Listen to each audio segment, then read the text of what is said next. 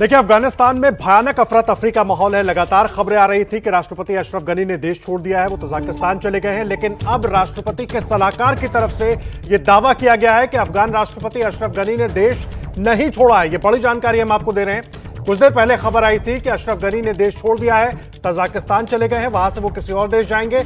लेकिन अब राष्ट्रपति के सलाहकार ने यह दावा किया है कि राष्ट्रपति ने देश नहीं छोड़ा है। प्रणय उपाध्याय हमारे सहयोगी मौजूद हैं। प्रणय, अब सलाहकार दावा कर रहे हैं कि राष्ट्रपति ने देश नहीं छोड़ा है। जी बिल्कुल, ये दावा आया है अफगान राष्ट्रपति के कार्यालय की तरफ से, जिसमें कहा गया है कि अशरफ गनी ने देश नहीं छोड़ा है। देखिए, आज अगर सुबह से ही देखें तो बहुत सारी खबरें ऐसी आ रही हैं जिनका बात बात में कुछ देर बाद खंडन आता है। चाहे मुल्ला बरादर के दोहा से काबुल पहुंचने की खबर हो या जो है अशरफ गनी के देश छोड़कर चले जाने की खबर हो, ये खबरें 2 दिन से ही चल रही हैं। लगातार इस बारे में खबरें आती रही। लेकिन अशरफ गनी कुछ समय पहले उनका वीडियो सामने आया जिसमें यह आया कि उन्होंने जो सिक्योरिटी फोर्सेस के चीफ हैं उनसे बातचीत की है। जो काबुल की सिक्योरिटी है उसको लेकर इंस्ट्रक्शंस इशू किए गए हैं। लेकिन फिलहाल इंतजार किया जाना चाहिए कि आखिर किस तरफ ऊंट करवट लेता है। काबुल में किस तरीके से जो तालिबान फोर्सेस हैं वो किस तरह से एंटर होते हैं। और अगर हम देखें, अब से कुछ ही देर पहले ये बयान और आया है आदर्श, मैं आपको बताऊं, जिसके अंदर ये खबरें आई हैं जो तालिबान के स्पोक्सपर्सन ज़बीउल्लाह, उनकी तरफ से बयान जारी किया गया, जिसमें कहा गया है कि सुबह हमने कहा था कि हम काबुल में नहीं एंटर करेंगे, लड़ाई नहीं होगी, लेकिन अब हालात ऐसे बन रहे हैं जिसमें हमें एंटर करना पड़ सकता है, क्योंकि जो शहर में लूटपाट की घटनाएं आई हैं और हम नहीं चाहते हैं कि इस तरह इस वक्त एक बड़ी खबर आ रही है। अपने दर्शकों को उससे भी अपडेट कर दें कि अफगानिस्तान में अंतरिम सरकार बनेगी, लेकिन उसमें केवल तालिबान का दखल नहीं होगा। ये बड़ी जानकारी इस वक्त अफगानिस्तान से निकल कर आ रही है। आशीष कुमार सिंह हमारे सहयोगी जुड़ गए हैं पूरी जानकारी के साथ। आशीष जी बिल्कुल, ये बड़ी जानकारी मिल रही है कि जिस तरह से निगोशिएशन चल रहे हैं तालिबान और अफगान सरकार के बीच में और तमाम दूसरे अंतर्राष्ट्रीय फोर्सेस के बीच, उसमें इस तरह की जानकारी मिल रही है आदर्श की पूरा फुली कंट्रोल तालिबान गवर्नमेंट की जगह एक इंटरिम गवर्नमेंट इन प्लेस हो और जो भी निगोशिएशन हो उसके मुताबिक उसको कोई तालिबानी नेता ना हेड करे। संभव है कि जो ऑलरेडी गवर्नमेंट इन प्लेस हो उसके किसी रिप्रेजेंटेटिव को लीड करते हुए एक मिलीजुली सरकार सी हो, तो इंटरिम गवर्नमेंट इन प्लेस होगी। फुल तालिबान कंट्रोल गवर्नमेंट की गुंजाइश फिलहाल नहीं है, ऐसा हमारे सूत्र बता रहे हैं। ये बड़ी जानकारी मिली। अहम जानकारी आशीष कुमार सिंह हमारे सहयोगी दे रहे हैं कि जो सरकार, अंतरिम सरकार वहां पर बन सकती है, लेकिन वो पूरी तरीके से तालिबानी सरकार नहीं होगी। ये बड़ी जानकारी, क्योंकि लगातार अफरा तफरी का माहौल पूरे दिन अफगानिस्तान में बना हुआ है। एक के बाद एक अलग अलग खबरें आ रही हैं। कुछ देर पहले खबर यह भी आई कि जो राष्ट्रपति है वो वहां से चले गए हैं, लेकिन अभी उनके सलाहकार की तरफ से दावा किया गया कि राष्ट्रपति यही हैं। के सिन्हा साहब, मैं आपका रुख कर रहा हूं। अंतरिम सरकार बन सकती है और पूरी तरह तालिबानी सरकार नहीं होगी, ये अभी तक जानकारी निकल कर आ रही है। देखिए, इसकी बातचीत 3 दिनों से ही चल रही है। दोहा के एक पैरेलल में चल रहा है जहां अफगानिस्तान और पाकिस्तान के बीच में वो 70-30 का रेशियो बात कर रहे हैं कि 70% तालिबानी होंगे और 30% जो चेहरे होंगे। देखिए, ये किस लिए हो रहा है? उनका ये है कि 2 दिन के बाद चाइना इसको मान्यता दे देगा, इसको रिकॉग्नाइज कर देगा, और वो चाहते हैं इसके बाद रूस कर दे, पाकिस्तान कर दे और जड़ी लग जाए। भारत से भी वही चाहेंगे कि भारत भी इसको रिकॉग्नाइज कर दे। इसलिए वो नहीं चेहरा दिखाना चाहते हैं, क्योंकि अमेरिका ने ये कहा था कि यदि आप वहां पर हिंसा तो फैलाया हुआ है। तो ये देखिए, पूरा स्क्रिप्टेड है, ये पूरा स्क्रिप्ट है। ये चीजें वहां अशरफ गनी रहे ना रहे उसकी कोई अहमियत नहीं है। वो तो गले मिल रहे थे। सबसे बड़ा हमारा जो वहां पर स्टेक था, मोहम्मद सलाम खान, वो 2 दिन पहले ही उन्होंने हरात में कह दिया कि हाँ, हमने तालिबान ज्वाइन कर लिया, तो टोटली अगेंस्ट थे।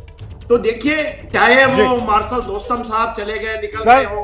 आपको रोक रहा हूं सिन्हा साहब, इस वक्त बड़ी खबर अपने दर्शकों को दे दें। अफगान सरकार में ही अब फूट पड़ गई है। वहां के जो रक्षा मंत्री हैं उन्होंने अब बाकायदा ये कह दिया है कि अशरफ गनी ने देश बेच दिया, और बिल्कुल ऐसे बेच दिया कि जैसे हाथ पीछे बांधकर किसी को बेच दिया जाता है, उस तरीके से हम सबको बेच दिया। ये आरोप अफगानिस्तान के रक्षा मंत्री ने लगाया है, बड़ा आरोप। काजू साहब,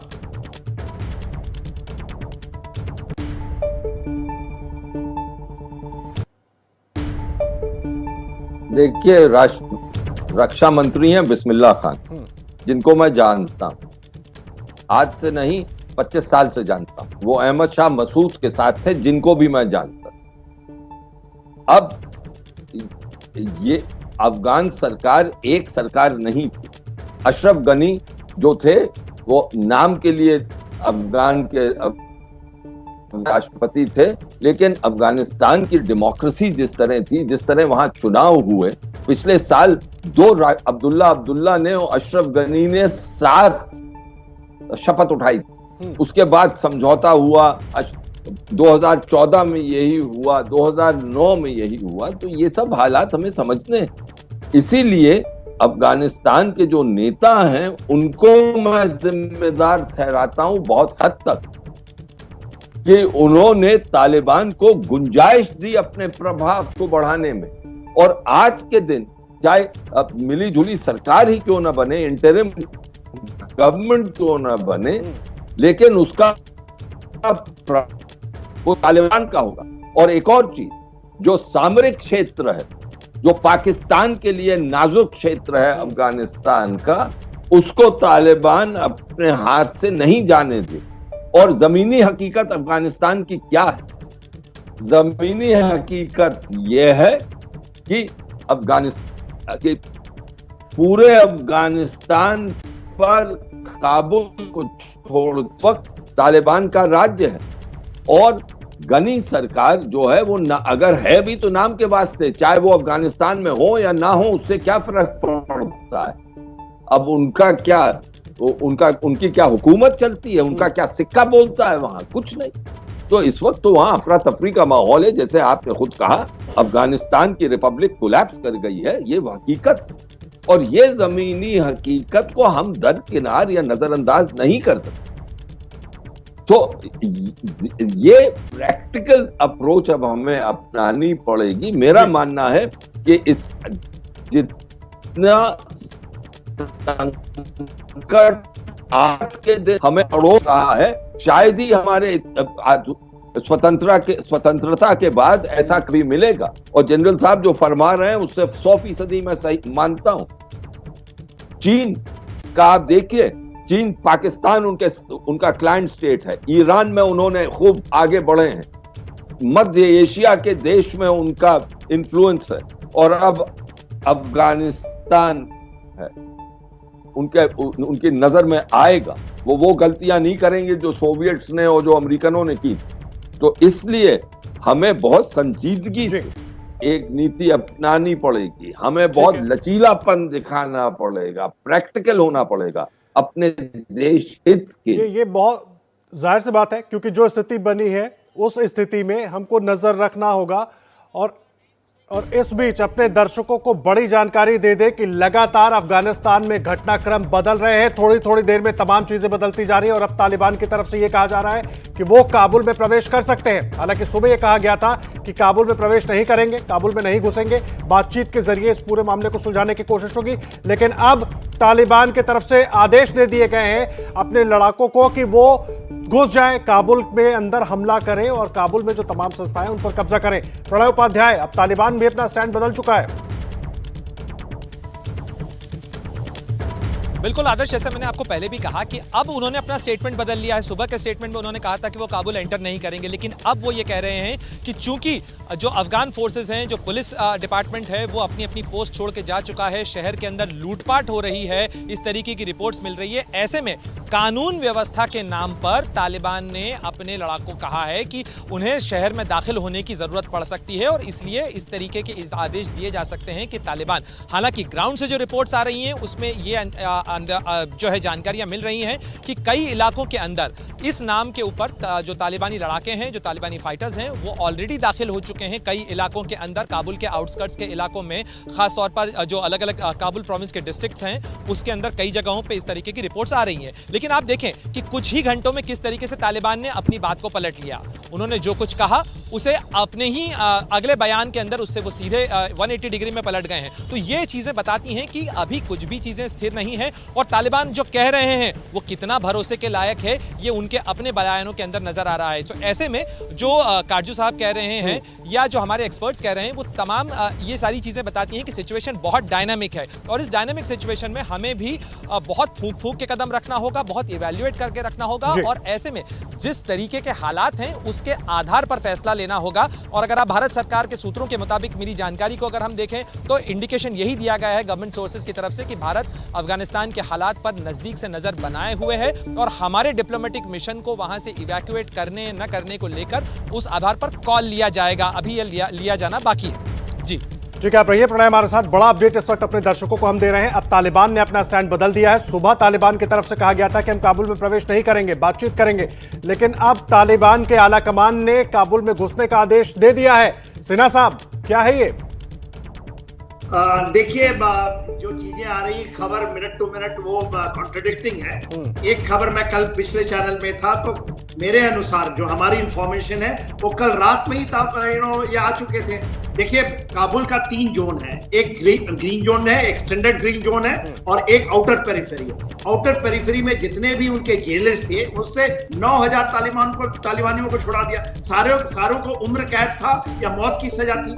वो जो जाहिल लोग थे वो सारे घुस चुके हैं, वो तो घरों में घुस चुके हैं। वो जिसको कहते हैं छुटे साड़ हैं वो। तो ये लोग, ये जो आपको तालिबान के जो आ रही खबरें, ये गलत है। देखिए, प्रेसिडेंस पैलेस में जो अशरफ गनी साहब हैं उनको गले मिलते फोटो रिलीज हुआ है तालिबान की तरफ से। तो तालिबान तो पहुंच ही चुका है। हाँ, तालिबान अभी स्पेयर यदि कर रहा है तो वो अमेरिकन एम्बेसी को शायद, क्योंकि उनकी डील हुई है, और शायद वो बरगाम एयरपोर्ट को ना करे। और ऐसा भी खबर आया है कि फाइटिंग वहां चल रहा था एयरपोर्ट में, और हमारे एयरक्राफ्ट को भी लैंडिंग की परमिटी दी थी उन्होंने। और 4 एयरक्राफ्ट हैं जो वहां पर जमीन पे उन्होंने कब्जा किया हुआ है। ठीक है सर, काटजू साहब। हमारे नहीं, दूसरों के। जी काटजू साहब, तालिबान को आप लगातार देखते रहे हैं और स्टैंड जिस तरह से तालिबान बदल रहा है, और एक तरफ ये भी बयान कि हम महिलाओं के अधिकारों का भी सम्मान रखेंगे, हम कुछ जबरन नहीं घुसना चाहते हैं, लेकिन अब तो आप सब कुछ जबरन हो रहा है वहां पर।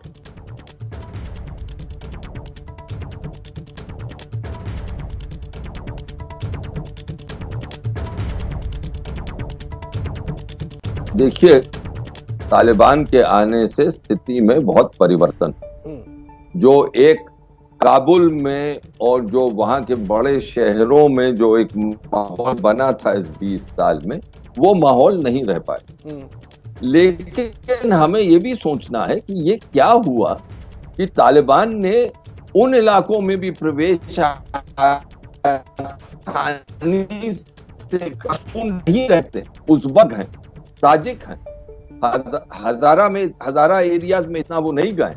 लेकिन पहले तो तालिबान दरअसल उनका कोर जो है वो पश्तून, कैसे यहाँ भी प्रभाव बढ़ा लिया। तो ये तो एक राजनीतिक फेलियर, ठीक है, जो हालात दिख रहे हैं वो राजनीतिक फेलियर जैसे ही दिख रहे हैं, और उसी का नतीजा है कि अफगानिस्तान में इस वक्त ये हालात बन गए हैं। और अब तालिबान ने भी अपना स्टैंड से तालिबान पलट गया है। तालिबान के आला कमान ने लड़ाकों को काबुल में घुसने की इजाजत दे दी है, उनको आदेश दे दिया गया है।